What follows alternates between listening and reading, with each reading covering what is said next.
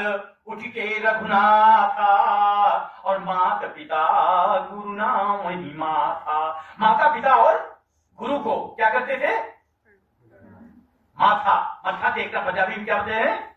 मत्था टेकना, टेकना, टेकना छुपाना, जिसे पैरी पहना भी करते हैं, पैर छूना कहते हैं, पाए लागू कहते हैं, बहुत सारे वर्ड्स हैं। ठीक? अब आजकल जो है हाय हेलो करके रह जाता है। पहले क्या कहते थे? पैर छूते नहीं थे, बल्कि नाम ही माथा। क्या करते थे? कैसे? घुटनों के बल बैठ करके प्रणाम करके उनके पास छूते थे। जैसे आप लोगों ने देखा होगा, मैं आप लोगों को कहता हूं कि जमीन को हाथ टच करो। क्यों कराता हूं? सिर्फ इसलिए, उसका तात्पर्य यह है कि on behalf of that all we are touching the feet of our elders and ancestors at the same time भगवान जी। अब दाएं हाथ बाएं क्यों? हमारे आमने सामने जब होते हैं तो दायां हाथ दाहिने पैर पर होना चाहिए, बायां हाथ बाएं पर होना चाहिए। जो सामने होंगे तो ऐसे ही करेंगे, तब आपका दायां हाथ जाएगा, अदरवाइज बाएं को दायां जाएगा, दाएं को बायां जाएगा।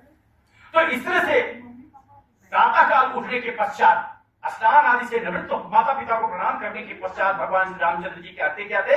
स्नान आदि से निवृत्त होकर के संध्या वंदन करते थे। संध्या नॉट ओनली द सायं इन इवनिंग, संध्या मतलब साधना। साधना भी एक संध्या का तात्पर्य है।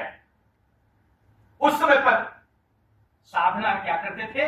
परमात्मा से प्रार्थना करते थे कि thank you so much for giving us an opportunity to see the very beautiful universe today. सवेरे उठ करके थैंक यू।